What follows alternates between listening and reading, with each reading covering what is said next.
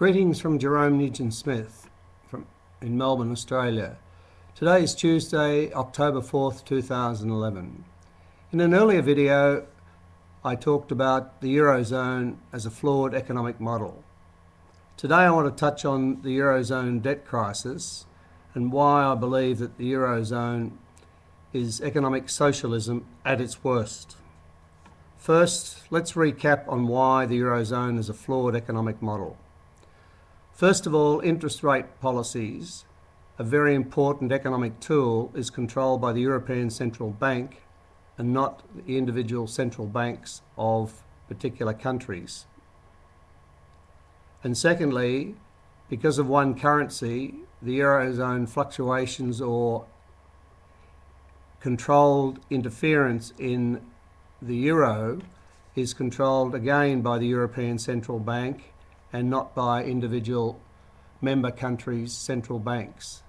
Now, both the interest rate policy or monetary policy in terms of both interest rates and money supply and also the currency have major impacts on a country's internal and external balance.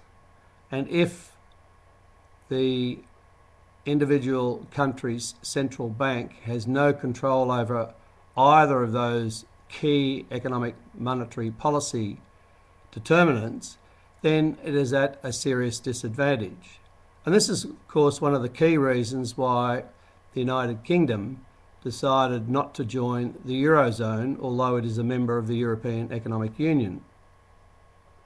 And there are other countries that, again, are members of the EU, but not members of the EuroZone. So, the EuroZone as an economic model, because it is fundamentally flawed, it was doomed to fail. And the only reason it's taken this long is because since 2007-8, global economies have experienced the worst period, downturn and contraction of economic growth since the Great Depression of 1929 to 1933. Now let me revert to today's topic of why the EuroZone is economic socialism at its worst. There are a large number of countries that form the EuroZone.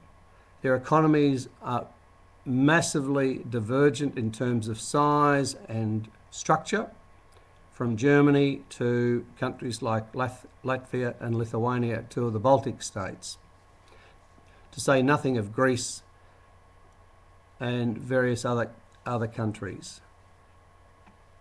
The current situation that exists in Greece and is knocking on the door in terms of Spain, Italy, Portugal, Ireland, one could include Latvia, Lithuania and other countries,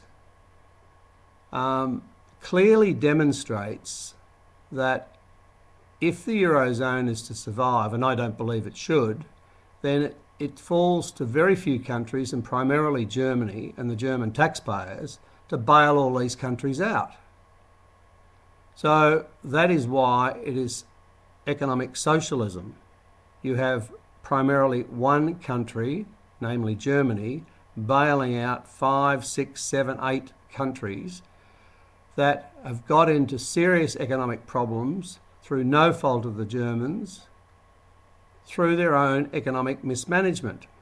Now, why should the German taxpayers be responsible for the taxpayers of Greece, Italy, Ireland, Spain, Portugal, Latvia, Lithuania, and the list goes on and on? Of course they shouldn't.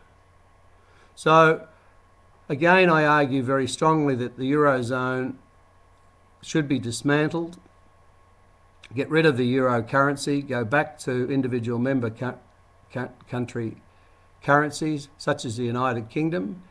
Countries can still continue to be members of the European Union, but completely disband the EuroZone and the euro and give back those powers in terms of monetary policy and foreign exchange policy to the individual central banks. Thank you, and I'll provide an update in due course. Thanks for now. Bye.